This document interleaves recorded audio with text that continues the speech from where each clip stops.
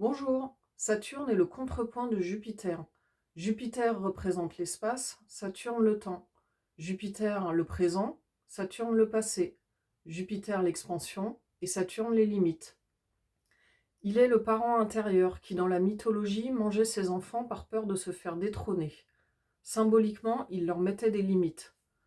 L'étude de Saturne dans un thème nous parle de l'éducation reçue dans l'enfance. Tout ce que touche Saturne est vécu comme une limite et avec de la peur.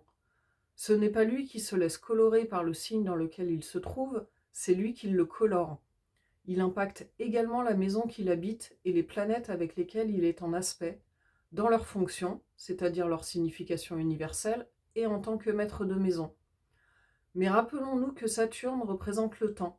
Ce n'est pas une planète maléfique en soi, même si les anciens l'appelaient le grand maléfique. En réalité, il est la colonne vertébrale de notre thème, donc de notre personnalité.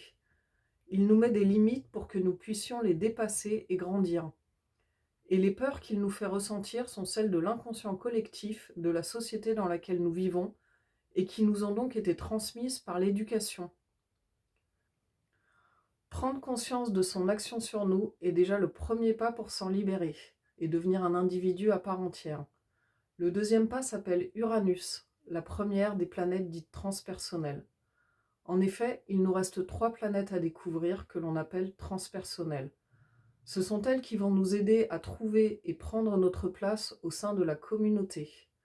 Mais ne nous y trompons pas, elles colorent également notre personnalité lorsqu'elles sont en aspect avec nos planètes personnelles.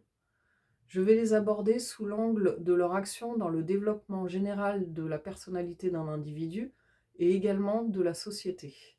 À très bientôt pour découvrir Uranus.